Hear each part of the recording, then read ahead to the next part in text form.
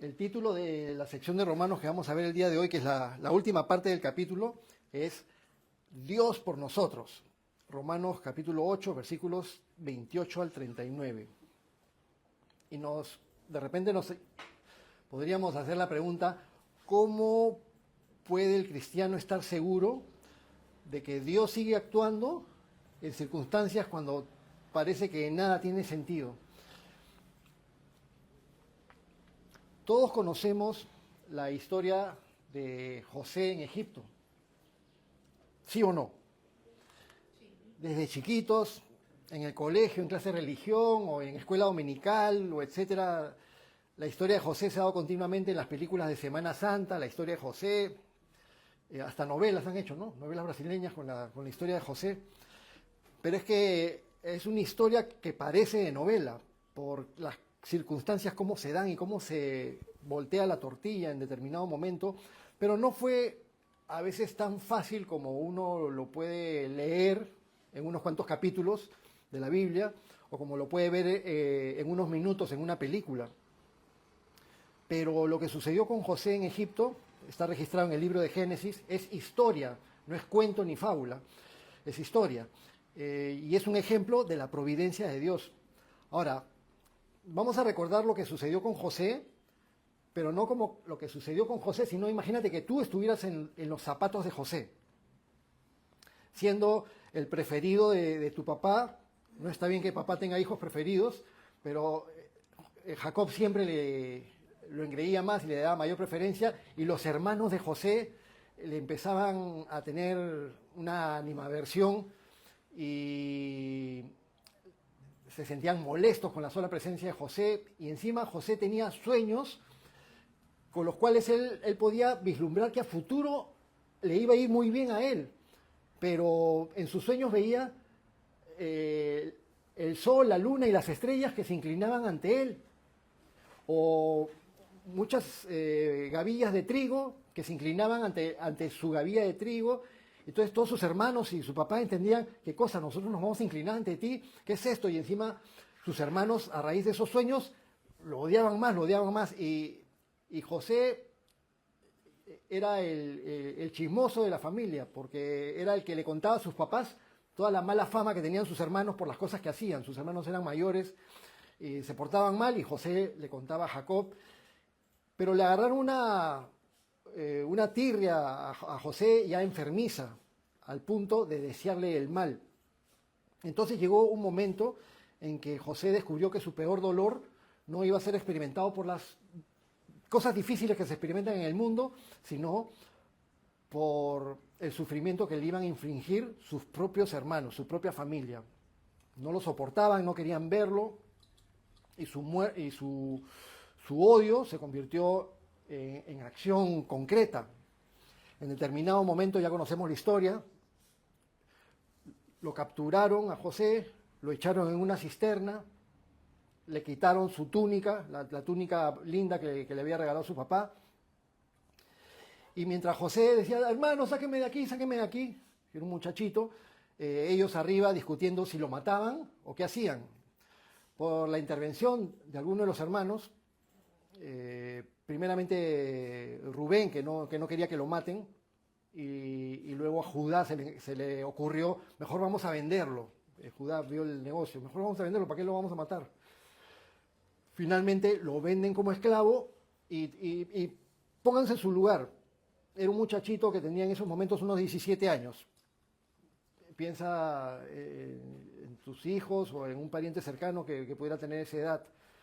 ¿Cómo te sentirías tú a los 17 años si te arrancan de tu familia, de la seguridad de tu hogar, de tu padre, y te llevan a la fuerza, esclavizado, personas que no hablan tu idioma, a un lugar extraño? Bueno, fue llevado como esclavo a Egipto, ya conocemos la historia, y fue vendido a Potifar. Relativamente le empezó a ir bien allí, aunque estaba como esclavo, vivió como 11 años esclavizado en la casa de Potifar, y Dios lo prosperaba. Dice la Escritura que Dios lo prosperaba y que todo lo que José hacía, Dios lo bendecía, y que Dios estaba con él. Y uno va leyendo y dice, ¿cómo Dios está con él si lo han vendido como esclavo y está pasando por todas estas circunstancias? Y luego la injusticia tremenda cuando lo calumnian, cuando la esposa de Potifar quiere meterse con él, con José, y José no acepta, finalmente lo calumnia y lo terminan enviando a prisión. Y se pasa por lo menos un par de años en prisión. Y estando en prisión, las escrituras dicen que Dios estaba con José. ¿Cómo va a estar con José si estaba en prisión? No es bonito, no es agradable estar en prisión. Pero en prisión Dios lo prosperaba y el jefe de la cárcel le encargaba todo a José y todo iba bien dentro de la prisión. Y ya sabemos lo que vino después, cuando lo sacaron de ahí, lo llevaron a la presencia de Faraón por los sueños que había tenido Faraón. José ya previamente había interpretado los sueños del panadero, del copero, los sueños se habían cumplido. Lo llevaron delante de Faraón, interpreta los sueños de Faraón y Faraón lo pone por encima de todo el reino, después de Faraón, el segundo. No por sus estudios de administración, no por sus másters o doctorados, sino simplemente por la providencia de Dios. José fue puesto en el puesto más alto del gobierno egipcio después del Faraón, el administrador, el primer ministro. Y luego conocemos la historia. Teniendo el manejo de todas las circunstancias, vinieron los 7 años de abundancia y luego 7 años de hambre. Y cuando vinieron los 7 años de hambruna, la hambruna fue tan grande en Egipto que se pasó incluso a la zona de Canaán, en otros lugares alrededor del oriente cercano. Vino también esa hambruna, esa escasez, esas sequías, y la familia de Jacob, los hijos de Jacob, que ya habían pasado tantos años, como 13 años, desde que fue vendido como esclavo, y tuvieron hambre también, Jacob y sus hijos, los hermanos de José, y se fueron obligados a recurrir a José. Y cuando fueron en un primer viaje, los hermanos de José se presentan en Egipto, los hermanos no lo reconocen a José, pero José sí los reconoce a ellos. Y llegaría la oportunidad, estos desgraciados, después de lo que me hicieron, y vienen acá todavía a pedirme comida a mí. Y no habiéndolo reconocido a José, José tenía toda la ventaja como para elucubrar una gran venganza. Pero él no escogió ese camino de la venganza. En todas esas circunstancias difíciles, José nunca estuvo solo, porque Dios siempre estuvo trabajando, aún en las circunstancias que no se veían lo que Dios estaba haciendo. Pudo haberse vengado José, pero eligió un camino diferente, porque se dio cuenta de que Dios estaba obrando algo muy superior a una posible traición o a una posible venganza. Cuando murió Jacob, ya estando en Egipto toda la familia completa, y murió Jacob, los hermanos de José se morían de miedo de que José tomara venganza y los matara. Y le dijeron algo que no era cierto: nuestro padre antes de morir dijo de que no nos vayas a hacer daño, que no nos vayas a matar. Tranquilos, tranquilos. Y luego José, por inspiración del Espíritu Santo, dejó registrada una frase en las Escrituras que es una de las verdades más poderosas en cuanto a la providencia de Dios. En Génesis 50:20, y José le dice ahí a sus hermanos: ustedes pensaron mal contra mí, mas Dios lo encaminó a bien para hacer lo que vemos hoy, para mantener en vida a mucho pueblo. Fue la herramienta. José fue el instrumento que Dios hizo para salvar a los 12 hijos de Israel, a los 12 hijos de Jacob, de quienes luego saldrían las 12 tribus de Israel, y después de 400 años de formarse toda la nación de Israel con todos los descendientes de las 70 personas que ingresaron a Egipto, terminaron siendo en tiempos de Moisés más de 600.000 varones, sin contar mujeres y niños. De repente una multitud de 2-3 millones de personas protegidos por el Señor para los fines y para los planes del Señor, planes eternos del Señor, de cómo Dios después ha usado a Israel y lo sigue usando, y a Judá, y cómo el Mesías ha venido a través de ese pueblo, porque José se dejó usar por el Señor. Entonces, en toda esa vida trágica que experimentó José, se dio cuenta de que Dios encaminó todo para bien. Y eso vamos a ver el día de hoy, la providencia de Dios en acción. Así que en el capítulo 8, hemos estado viendo desde que empezamos el capítulo 8 que no hay ninguna condenación para los que están en Cristo Jesús, porque ya no vivimos bajo el dominio de la carne, sino que ahora vivimos bajo la obra del Espíritu Santo, que nos ha dado una nueva mente, un nuevo poder para vivir, y además nos da testimonio de que somos hijos adoptivos de Dios, por lo cual podemos clamar con confianza: Abba, Padre. La semana pasada vimos los versículos del 18 al 27 del capítulo 8, y ahí aprendimos que el cristiano no está exento de pasar por circunstancias difíciles, y todos nosotros lo hemos experimentado en diferentes momentos y de diferentes maneras. Podemos estar sufriendo algo, pero en cualquier circunstancia Dios siempre está obrando algo mayor. Y la semana pasada vimos en Romanos 8:18 que las aflicciones del tiempo presente no son nada comparados con la gloria venidera que en nosotros, en cada uno de nosotros, ha de manifestarse.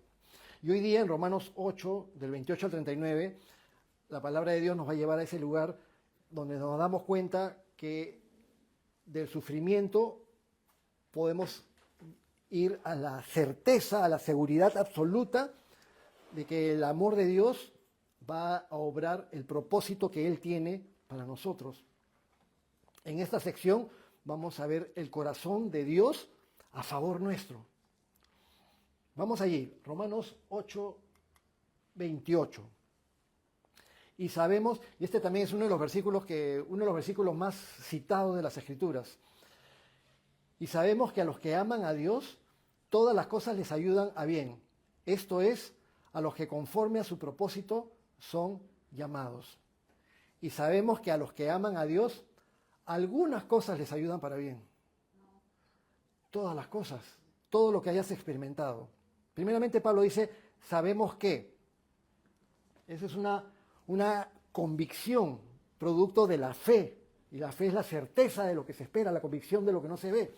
Sabemos, una convicción segura que es producto de tener una madurez espiritual. ¿Queremos tener tal madurez espiritual? Sí. Sabemos, ya no es ¿será o no será? No, sabemos que a los que aman a Dios,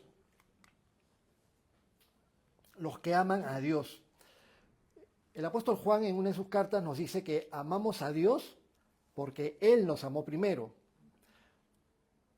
Y nosotros respondemos a ese gran e infinito amor de Dios. Pero ¿qué es amar a Dios? Pensemos en todo esto. Apreciar a Dios y preferirlo por encima de todo lo demás. Que Dios sea nuestra prioridad. ¿Realmente amo a Dios? Amar a Dios es anhelar pasar tiempo con Él. ¿Recuerdan los tiempos de recién enamorados o los tiempos de novios? Cuando uno se muere de ganas de pasar tiempo con la persona de la cual está enamorado. No quiero decir que después cuando uno tiene años de casado, ya, ahí nomás, ya quiero ir a otro lado, quiero estar con mis amigos. No, uno debería querer anhelar pasar tiempo con su esposa, con su esposo. Pero siempre se recuerda el tiempo de recién enamorados, cuando todo el día estás pensando, ay, a tal hora voy a ir a la casa de ella, voy a estar con ella, voy a conversar con ella, y después cuando estás con ella estás feliz, y a la hora de despedirse, cuando tienes que volver a la casa, ay, qué pena, hasta el día siguiente, ¿no? Pero bueno, amar a Dios es anhelar pasar tiempo con Él. Y hagamos un acto de reconocer nosotros mismos si verdaderamente día tras día anhelamos pasar momentos con el Señor. Ay, otra vez la Biblia, tengo que leer la Biblia, tengo que orar, me olvidé y ese tipo de cosas. O si realmente, Dios mío, pongo en mi corazón las ganas y el anhelo y disfrutar ese momento que quiero pasar contigo a solas, orando, poniéndome a tus pies, escuchando tu voz. Cuando sea ese tiempo en que dices, ya no quiero saber nada de nadie, cojo mi café, cojo mi Biblia, ahora voy a pasar tiempo con mi Dios. Señor, acá estamos, y estás contento de pasar un momento con el Señor. Amar a Dios es tomar en cuenta su palabra, y tomar en cuenta la palabra de Dios es obedecerle. Amar a Dios es sentir una imperante necesidad de adorarle, de alabarle. Y esa es la diferencia cuando nos damos cuenta de que Dios está actuando en nuestras vidas como creyentes cristianos. De repente, en otras épocas, o cuando por primera vez de repente asistimos a alguna reunión de este tipo, y nos dábamos cuenta que Algunas personas cantan con fervor al Señor, mientras que otros miran a los demás como bichos raros. ¿Por qué tanta emotividad? ¿Por qué levantan las manos? Y hay verdaderamente personas que a veces se sienten completamente desubicadas mientras los demás están cantando al Señor. Pero cuando amas al Señor, quiero cantarle, quiero expresarle mi amor, quiero entregarle mis emociones, quiero darle todo a Él y siento necesidad de reconocer su grandeza.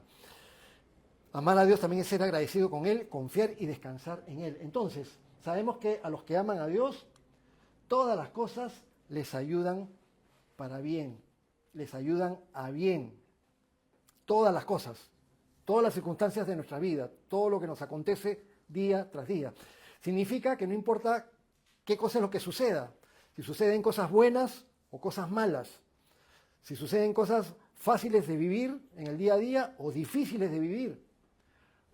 Por lo general, la vida presenta así dificultades y retos día tras día. A veces hay cosas que pasan y que las entendemos muy bien, y a veces hay cosas que no entendemos y decimos, Señor, ¿por qué me está pasando esto a mí? Cosas inexplicables. A veces hay cosas que son fáciles de soportar, cosas agradables a veces, pero también a veces experimentamos cosas desagradables y que se vuelven insoportables. Y hay veces que decimos, Señor, ya no puedo más, ya no puedo más. Y habrá habido algún momento en que hemos dicho, Señor, llévame, porque sentíamos como que ya no podíamos más con lo que estamos viviendo.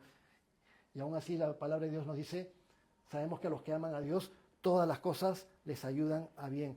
Esto no es fácil cuando eres tú el que lo está atravesando, cuando eres tú el que está pasando por la prueba difícil. Pero cuando Dios te permite comprender, ten paciencia, estoy obrando y te amo. Y todo lo que ahora no comprendes, un día lo vas a entender más adelante. Al final, todo lo que suceda va a ser usado por Dios para cumplir un propósito superior, basado en su providencia, basado en su infinita sabiduría, en que Él sabe infinitamente más que nosotros. Él ve lo que viene más adelante y ve el resultado final. El propósito va a ser finalmente para su gloria, va a ser para nuestro bien y va a ser para el bien de otros dentro del plan de Dios, aunque no lo podamos ver al principio. Como dice ese mismo versículo al final,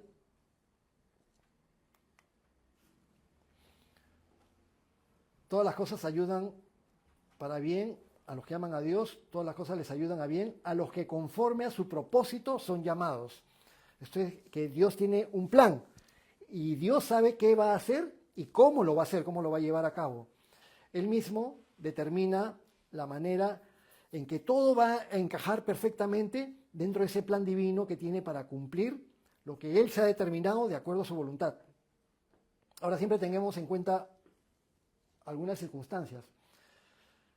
Dios está obrando con tu vida, pero por tu vida circulan muchas personas con las que te cruzas todos los días, entre tu familia, trabajo y diferentes circunstancias y en la iglesia. Y a la vez en la vida de la otra persona también, sus propias circunstancias, su propia vida, su propia familia, sus propios familiares, y en otra persona también, etcétera, etcétera.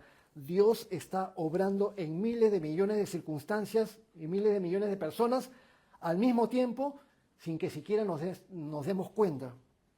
Y de repente, alguna circunstancia que para ti es difícil en cuanto a tus relaciones con otras personas, Dios está obrando en ti, pero Dios también está obrando en la otra persona. Cuando hay problemas, cuando hay diferentes cosas que experimentamos. Obviamente, cuando leemos la palabra de Dios, intentamos entender por qué Dios permite que sucedan cosas de determinada manera, aun cuando esas cosas nos pueden hacer sufrir. Pero Pablo, guiado por el Espíritu Santo, explica cómo suceden las cosas a los creyentes, con los seguidores de Cristo, con los hijos de Dios. Y vamos a lo siguiente. Romanos 8, 29 al 30. Dice, porque a los que antes conoció, también los predestinó para que fuesen hechos conforme a la imagen de su Hijo, para que Él sea el primogénito entre muchos hermanos, y a los que predestinó, a estos también llamó, y a los que llamó, a estos también justificó, y a los que justificó, a estos también glorificó. Entonces podemos ver una secuencia que sigue el Señor en base a su pleno y previo conocimiento, porque a Dios nada lo toma de sorpresa, y porque Él tiene planes perfectos desde la eternidad pasada y hasta la eternidad futura. Todo está en sus manos, en su pleno conocimiento.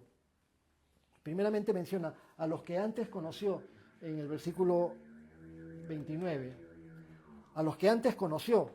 Y Dios conoce todo y a todos, todo lo que existe y lo que ha existido y lo que existirá, y a todos los que han existido, los que existen y existirán, todo lo conoce Dios desde antes de la fundación del mundo. Y a cada uno de nosotros también. ¿Alguna vez te has puesto a pensar que Dios ya pensaba en ti desde antes que existiera el planeta Tierra? En Jeremías 1.5, ¿lo puse ahí? Sí, Jeremías 1.5. Antes que te formase en el vientre, te conocí. Sabemos que el ser humano empieza a existir cuando es formado en el vientre, pero antes de que esté formado en el vientre todavía no existe, pero en el corazón y en los pensamientos de Dios sí. Dios no solamente conoce al individuo, sino que conoce cada circunstancia de cada día de su vida y lo conoce desde la eternidad pasada, desde siempre. En el Salmo 139, en el versículo 16, dice: en tu libro estaban escritas todas aquellas cosas que fueron luego formadas, sin faltar una de ellas. Todo ya estaba en el previo conocimiento de Dios. Porque a los que antes conoció, también los predestinó. Predestinar, es decir, establecer algo previamente. Y es que Dios, con un conocimiento previo y eterno, desde la eternidad pasada, presente y por toda la eternidad futura, Dios, en su gracia y en su voluntad, eligió para salvación a los que habían de ser salvos desde antes que existiéramos. ¿Te das cuenta? Desde antes que existieras, Dios ya te había elegido para que fueras salvo. Simplemente por su gracia y simplemente porque te amó. De hecho, Dios crea a todos los seres humanos, a todos a su imagen y semejanza. Pero parte de esa imagen y semejanza en la que hemos sido creados es la capacidad de tomar decisiones. Es parte de lo que es la capacidad de ser una persona, la capacidad de tomar decisiones. Dios crea al ser humano con responsabilidad, de manera que nadie pueda excusarse por tomar malas decisiones. Si uno toma malas decisiones, es su propia responsabilidad. Los seres humanos pueden decidir amar y obedecer a Dios, o pueden decidir desobedecer a Dios, darle la espalda y dejarlo de lado. Pero Dios, en su omnisciencia, desde la eternidad pasada, Él sabe quiénes, cuando existan, van a responder positivamente a su llamado, y por lo tanto, Dios los predestina para salvación. Creemos que Dios es el que elige y predestina a los que han de ser salvos. Pero en lo que no creemos es esa doctrina aberrante donde algunos afirman que Dios, así como escoge desde la eternidad pasada, predestina a los que han de ser salvos, Dios también predestina a los que se van a ir al infierno. Es decir, Dios crea seres humanos a propósito para enviarlos al infierno, a los que no van a ser salvos. Yo creo que eso va en contra de las mismas escrituras que Dios, donde dice que de tal manera amó Dios al mundo, amó a Dios a todos, por eso envió a su Hijo, y que la voluntad de Dios es que todos sean salvos, pero no todos se arrepienten de sus pecados. Una persona es salva únicamente gracias a la gracia y a la misericordia de Dios, y porque Jesús obró el pago de la salvación y su redención con su obra en la cruz. Pero también creemos que el ser humano es responsable de tomar sus decisiones. Ya lo dijimos, para que nadie tenga excusa por haber rechazado la invitación contenida en el Evangelio de salvación. Porque a los que antes conoció, también los predestinó para que fuesen hechos a la imagen de su Hijo, para que Él sea el primogénito entre muchos hermanos. Cuando Dios salva a alguien, lo hace para obrar y para santificar a esa persona. Y como Jesucristo es la máxima posibilidad de alguien que agrada a Dios, no puede haber otro ejemplo mayor en toda la creación y en toda la historia del universo y en toda la eternidad pasada y presente y futura, de algo más grande o alguien más grande que agrade a Dios que su Hijo Jesús. Jesús es quien más glorifica a Dios, y entonces Dios permite que su Espíritu Santo obre en la vida de cada creyente para irnos conformando a la imagen de su Hijo Jesucristo, que es lo máximo. Y que poco a poco, por la obra del Espíritu Santo, y eso nos debe animar, poco a poco el Señor está obrando para que nos parezcamos más y más a Jesús.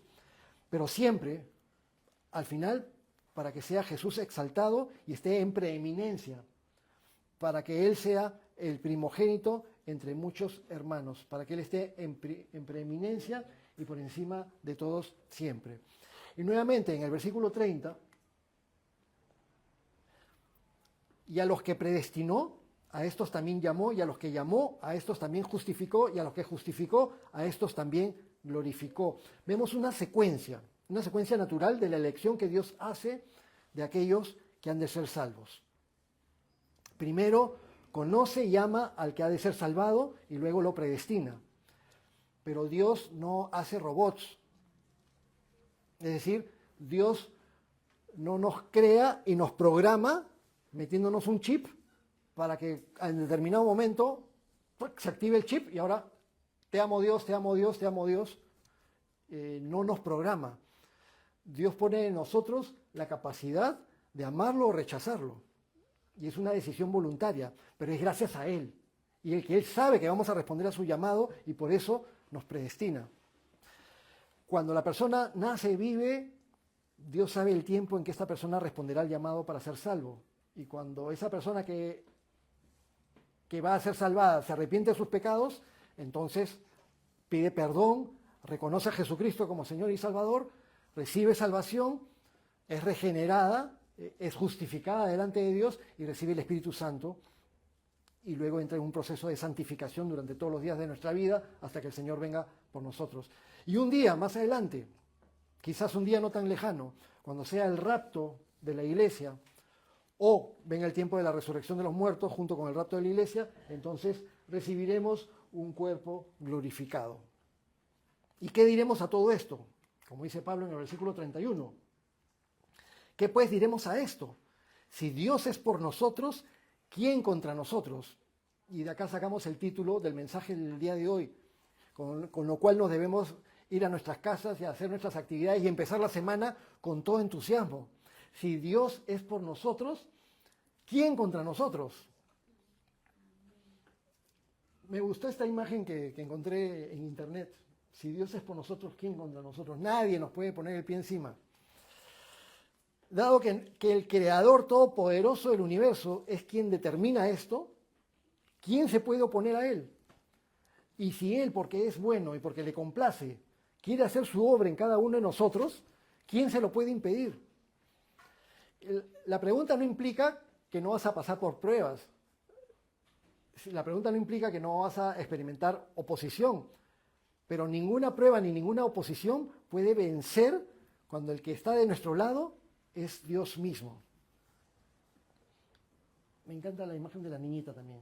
Si Dios es por mí, ¿quién contra mí? Después les puedo pasar este es PPT, pero lo tengo en PDF. Pero el PPT tiene las imágenes, se los puedo pasar por el chat que tenemos. Y si alguien no está en el chat de la iglesia, nos pueden avisar, le avisan a Rocío para incluirles en el chat si es que no están en el chat todavía y quieren que los pongamos en el chat de WhatsApp. Y puedo pasar el PPT y pueden tener a la mano los apuntes de una manera más al día si quieren repasar. Bueno, en Apocalipsis capítulo 3, versículos 7 al 8, en el mensaje de nuestro Señor Jesucristo, recuerdan que en Apocalipsis capítulos 2 y 3 están los mensajes a las 7 iglesias. En el mensaje a la iglesia de Filadelfia, y me encanta el mensaje a la iglesia de Filadelfia. Filadelfia. Esto dice el santo, el verdadero. De ahí sale el nombre de nuestra iglesia, santo y verdadero. Es Jesús. El que tiene la llave de David. El que abre y ninguno cierra. Y cierra y ninguno abre. Ese es nuestro Señor Jesucristo. Y Él nos dice, yo conozco tus obras. He aquí, he puesto delante de ti una puerta abierta, la cual nadie puede cerrar. ¿Te das cuenta? Lo que el Señor ha hecho por ti y el plan que Él tiene por ti, esa puerta abierta, que finalmente va a ser la puerta para entrar a la presencia de Dios, al reino de los cielos, nadie te la puede cerrar. Si alguna vez te has sentido inseguro con respecto a tu propia salvación, con respecto a, Señor, pero te he fallado tanto, si me muero entraré al cielo, no sé, si es el rapto vendrás por mí. Y Él te dice, aunque tienes poca fuerza, has guardado mi palabra y no has negado mi nombre. Te amo y quiero que estés conmigo. Hay una puerta abierta a la cual nadie puede cerrar. Si Dios es con nosotros, ¿quién contra nosotros? Y para que entendamos cuánto es lo que Dios ha invertido en nosotros, Pablo nos dice, volviendo a Romanos 8, ahora versículo 32, el que no escatimó ni a su propio Hijo. ¿Qué sacrificaríamos nosotros? ¿O qué seríamos capaces nosotros de sacrificar por amor a alguien? Pero miren lo que sacrificó Dios. No escatimó ni a su propio Hijo, sino que lo entregó por todos nosotros. Si Dios invirtió tanto, ¿cómo no nos dará también con Él todas las cosas? Dios hace todo por amor.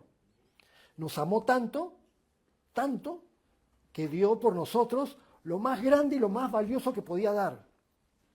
Y en eso consiste el sacrificio de Dios el Padre.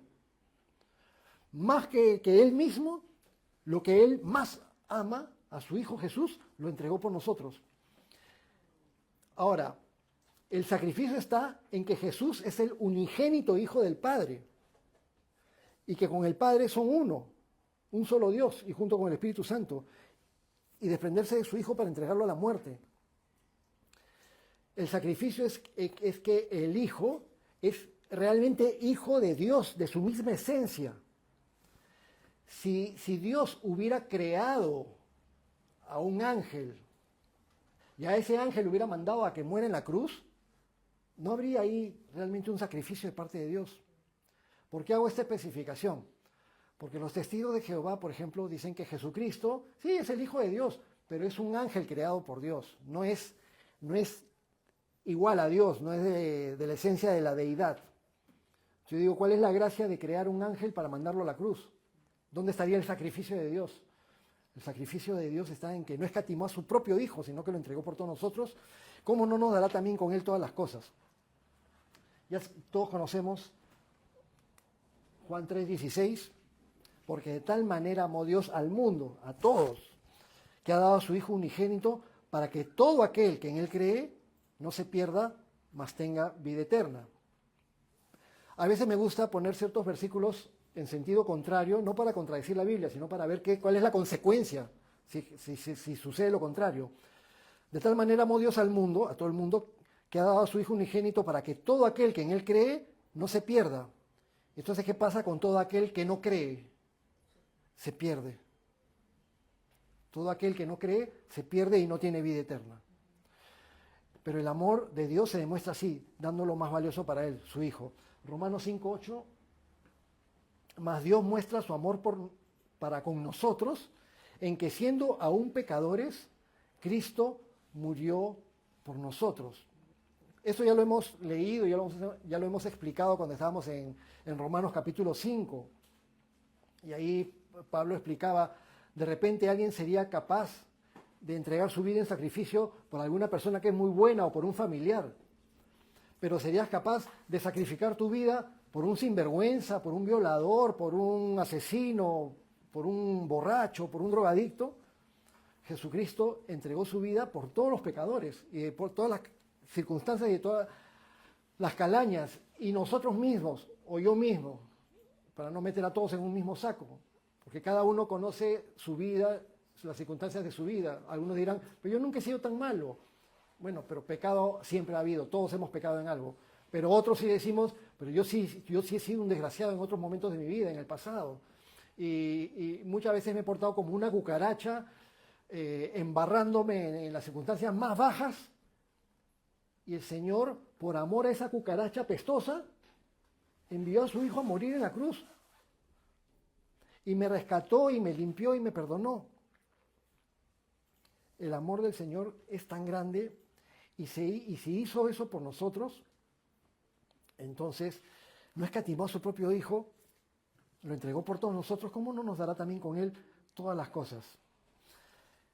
Continúa Pablo, Romanos 8:33. ¿Quién acusará a los escogidos de Dios?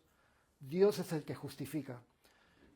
Muchas veces habremos escuchado como una vocecita acá afuera, nunca es desde adentro, porque el creyente cristiano no puede tener actividad demoníaca adentro, pero el demonio y los demonios muchas veces quieren fastidiar a los cristianos desde afuera. Y de repente hay una vocecita por ahí que te dice, uy, después de lo que has hecho, Dios no te ama, tu vida no tiene sentido, nunca lo vas a lograr, tú no vas a entrar al cielo, ¿para qué te sigues esforzando? Deja de ir a la iglesia, etcétera, etcétera, etcétera. Y muchas veces sentimos esa acusación y Pablo ahora nos afirma, ¿quién acusará a los escogidos de Dios? Dios es el que justifica. Desde que entró el pecado a la humanidad, Satanás se ha dedicado a tentar a los seres humanos buscando que caigan en pecado para alejarlos de Dios, pero además también acusa a los seres humanos buscando que sean condenados. Satanás es el acusador, el calumniador. La palabra diablo justamente significa, o sea, Satanás significa calumniador. Satanás significa enemigo. Diablo significa calumniador. Jesús no vino al mundo para condenar al mundo, sino para salvarlo. Pero la condenación es cuando alguien decide rechazar la salvación que Dios provee por medio de su Hijo. Pero cuando alguien acepta el mensaje de salvación y se arrepiente de sus pecados y acepta la obra de Jesús en la cruz, de inmediato Satanás y sus demonios se ponen manos a la obra. Y así como Dios tiene planes para ti, Satanás también tiene planes para ti y los llevaría a cabo si pudiera. Pero no puede, porque si Dios es por nosotros, ¿quién contra nosotros? Pero el demonio y Satanás van a intentar desestabilizarnos con tentaciones, van a intentar alejarnos de Dios. Y cuando un creyente falla en algo, entonces de inmediato empiezan las acusaciones de Satanás, porque la paga del pecado es muerte. Y Satanás es como un fiscal que siempre está queriendo buscar todo lo malo que puede encontrar en nosotros para acusarnos, basados en la ley, y para acusarnos delante de Dios. En Apocalipsis 12:10 dice, porque ha sido lanzado fuera el acusador de nuestros hermanos, el que los acusaba delante de nuestro Dios día y noche. En Zacarías, en el Antiguo Testamento, Zacarías 3:1-2, el profeta tiene una visión en que ve un momento la escena celestial, pero en esa escena o en esa visión vio al sumo sacerdote Josué y menciona el texto que Satanás estaba a la mano derecha para acusarle. Y en ese momento dijo Jehová a Satanás, Jehová te reprenda. ¿Cómo Jehová le va a decir Jehová le dice a Satanás, Jehová te reprenda? Entonces, algunos creemos que ese Jehová que le dice a Satanás, Jehová te reprenda, es Jesús en la escena celestial en el Antiguo Testamento. Pero ahí está el diablo como acusador, y cuando el diablo acusa, entonces los que son siervos de Dios, los ángeles, Jesucristo, los creyentes cristianos, no insultamos al diablo, no nos peleamos con el diablo, pero sí le decimos que Dios te reprenda. Fuera de aquí, Satanás, porque escrito está. Entonces vemos el mismo rol de Satanás, oponerse y acusar al pueblo de Dios. También ya conocemos la historia de Job, en Job capítulo 1 y 2, cómo Satanás le hablaba mal a Dios de Job. Y Dios permitió que Job pasara por una prueba dificilísima, donde también se mostró la providencia de Dios y donde Dios al final llevó todo para bien. ¿Quién acusará? Versículo 33, Romanos 8:33. ¿Quién acusará a los escogidos de Dios? Dios es el que justifica. Entonces, Satanás no se sale con la suya, porque a todos los que creen en Jesús por gracia, Dios los justifica. Dios nos ve como justos delante de Él, porque ve a su Hijo Jesucristo en nosotros. Por haber aceptado a Jesús, somos declarados justos. Esa es la justicia basada en la fe, no basada en la ley. Y esa es la buena noticia que hemos estado aprendiendo en este libro de Romanos. Dios declara a los creyentes como justos delante de Él, gracias por la fe en Jesucristo. Y además, versículo 34, ¿quién es el que condenará? Cristo es el que murió, más aún el que también resucitó, el que además está a la diestra de Dios, el que también intercede por nosotros. Ya habíamos visto en el versículo 1 de Romanos capítulo 8 que ninguna condenación hay para los que están en Cristo Jesús. Y cuando esa mujer que cometió adulterio fue llevada delante de Jesús para acusarla y para preguntarle a Jesús y para tentarlo, para ver qué decía. Y ya sabemos lo que sucedió al final y cuando todos se retiraron y Jesús dijo, ¿dónde estaban los que te acusaban? ¿Ninguno te condenó? No, Señor, yo tampoco te condeno. Vete y no peques más. ¿Quién es el que condenará?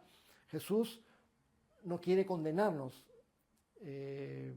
Jesús no vino para condenarnos, sino para salvarnos. Pero ¿cuál es la condenación? Que los seres humanos rechazaron la luz porque amaron más las tinieblas. Esa es la condenación.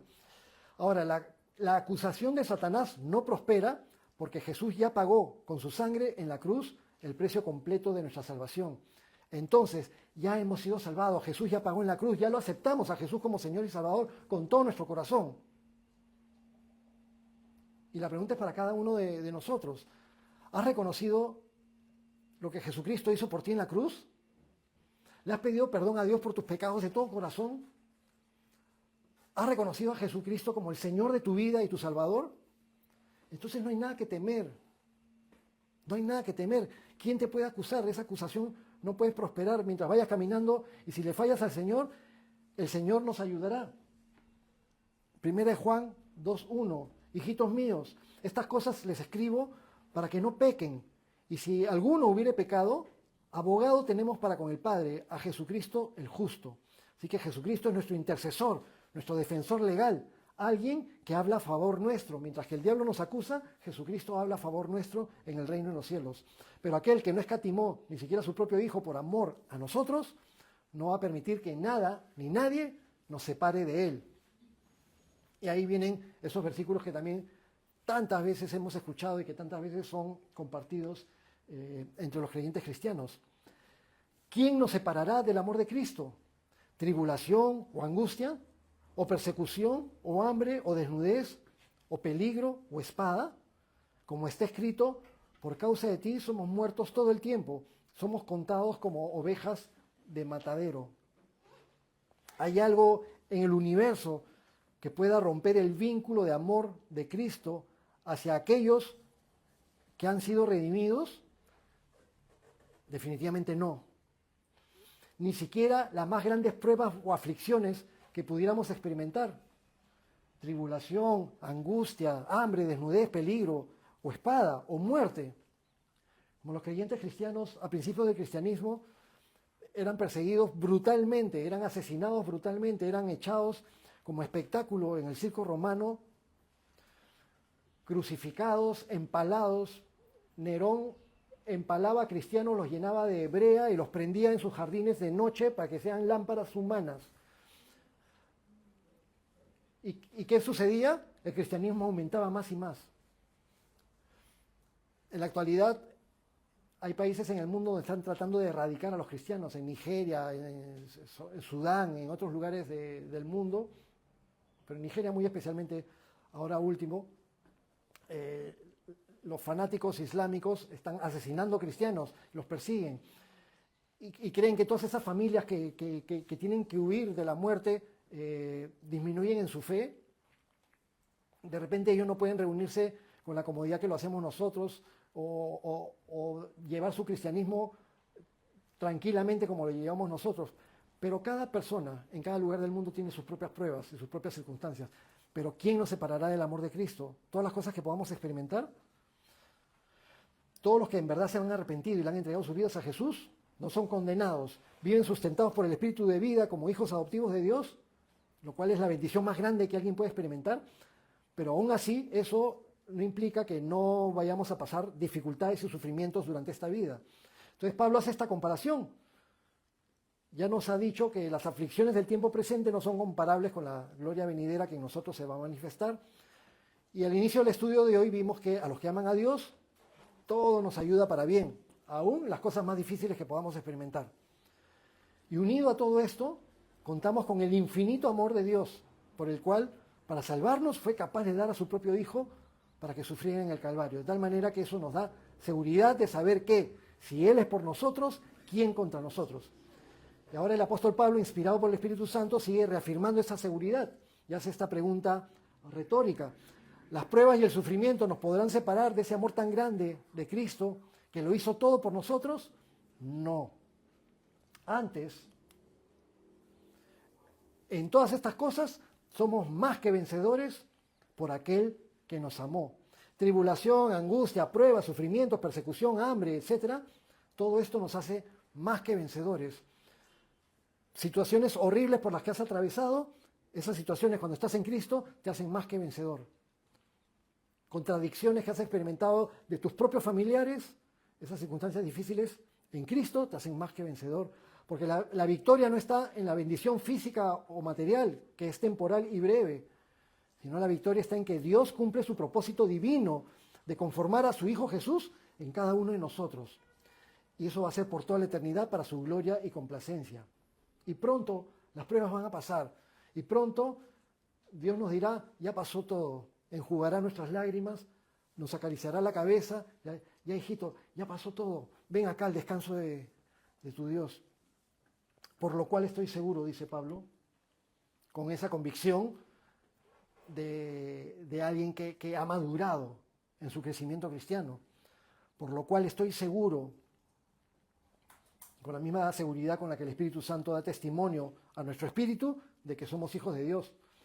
Por lo cual estoy seguro que ni la muerte, ni la vida, ni ángeles, ni principados, ni potestades, ni lo presente, ni lo porvenir, ni lo alto, ni lo profundo, ni ninguna otra cosa creada nos podrá separar del amor de Dios, que es en Cristo Jesús, Señor nuestro.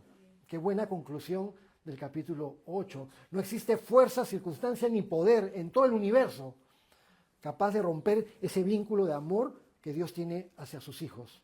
Si Dios está de nuestro lado, nada en el universo puede deshacer su amor, su propósito y su obra en nosotros. Nuestra vida no está en manos ni de la suerte, ni del azar, ni de la incertidumbre. Ay, ¿qué será de mí? Ay, ¿qué será? ¿Qué será? No. Nuestra vida está en la seguridad de las manos de Dios. Dios convierte cada circunstancia en parte de su propósito y nos sostiene en el sufrimiento, nos defiende ante toda acusación y nos guarda bajo un amor del cual nadie puede separarnos. Así que pase lo que pase, nuestra vida está segura en Él, hoy, mañana y siempre.